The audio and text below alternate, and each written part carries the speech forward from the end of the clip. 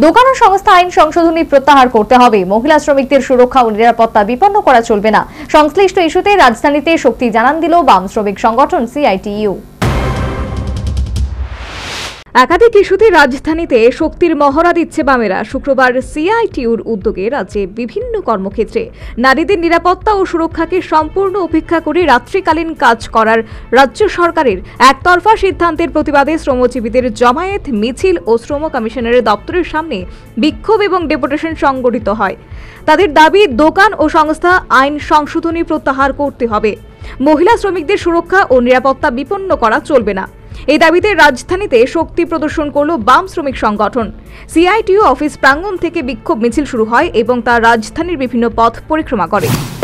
ত্রিপুরা সরকারও আমরা লক্ষ্য করলাম কেন্দ্রীয় আইনের সঙ্গে সাযুজ্য রেখে হঠাৎ করে বিধানসভা একটা বিল আনবে। সাধারণত এই জাতীয় বিল আনতে গেলে শ্রমিকদের সঙ্গে কথাবার্তা বলতে হয়, আলোচনা করতে, কিন্তু কথাবার্তা বললেন না, আলোচনা করলেন না, একটা বিল এনে বিধানসভায় তুললেন, এটা পাশ করিয়ে নিলেন।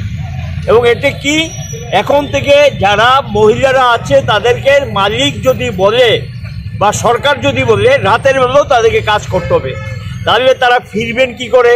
তাদের বাচ্চা কাচ্চার দায়িত্ব কে নেবে? তাদের খাওয়া দাওয়ার দায়িত্ব কে নেবে? তাদের নিরাপত্তার দায়িত্ব নেবে কে? রাতের বেলা কি করে গাড়ির ব্যবস্থা করেছেন যে নিরাপত্তার সঙ্গে তাদেরকে বাড়িতে পৌঁছে দেবেন? এটা আইনে কিন্তু কিচ্ছু নেই। সোজা একটা আইন পাস করে অর্ডার ইস্যু করে দিচ্ছে। এতে এমনিতে আমাদের মতো রাজ্যে এবং গোটা ভারতবর্ষে এখন মহিলাদের নিরাপত্তা বিঘ্নিত। শিশুরা পর্যন্ত ধর্ষণের হাত থেকে রক্ষা পাচ্ছে না, নারীরা নির্যাতিত হচ্ছেন, আইনের শাসন কিচ্ছু নেই। মুখ্যমন্ত্রী মানিক সাহা বলেন, এই বিষয়ে বিধানসভায় ডেটা দেওয়া হয়েছে। সেই সাথে তিনি বামেদের তীব্র কটাক্ষ করেন।